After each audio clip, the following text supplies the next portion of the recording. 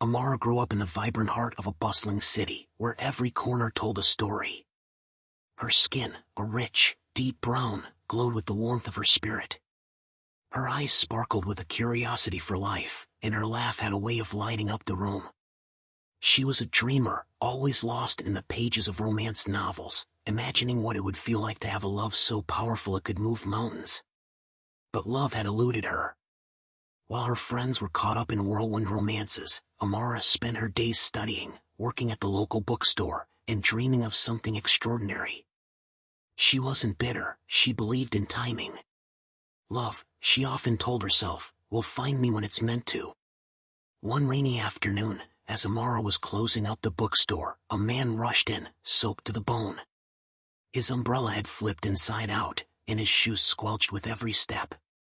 "Sorry," he said, slightly out of breath, "but I saw the light on. I just need a place to wait until the rain stops." Amara looked up from her counter, and their eyes met. His name was Malik, and he was new in town.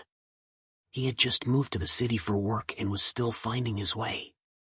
Amara offered him a towel and a warm cup of tea, and they spent the next hour talking. Malik had a quiet confidence, and his deep voice carried stories of his travels and dreams. As the rain continued to pour outside, Amara found herself laughing at his jokes and feeling a warmth she hadn't felt before. Malik, too, was drawn to Amara's intelligence and the passion she had for the world around her. Over the next few weeks, Malik became a regular visitor at the bookstore. He would stop by to buy a book or just to chat with Amara. Their conversations grew longer, filled with shared dreams and quiet confessions.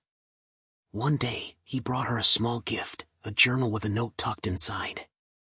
It read, "Amara, you remind me of the stories I've always loved, complex, beautiful, and unforgettable.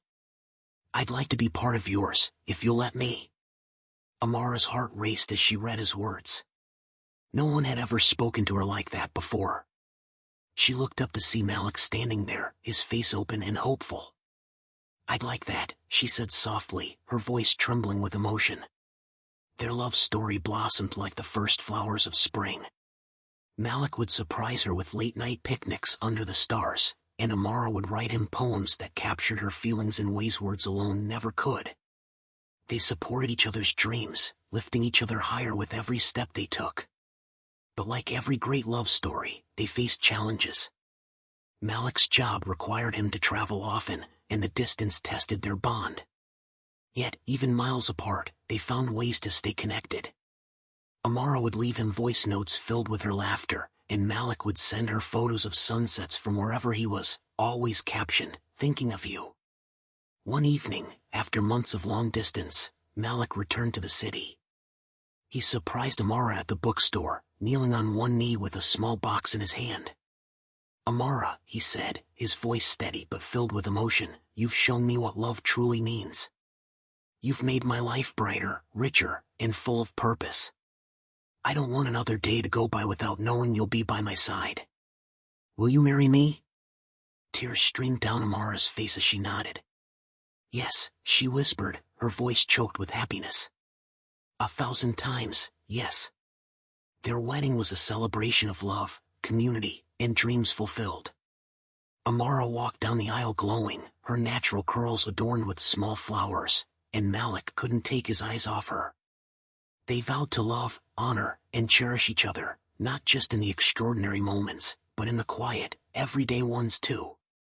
Years later, as they sat together on their front porch, watching their children play, Amara turned to Malik and said, "I used to dream of a love that felt like the stories I read. But this is better than anything I could have imagined." Malik smiled, took her hand, and kissed it softly. "That's because we're writing our own story, Amara. And it's only just beginning."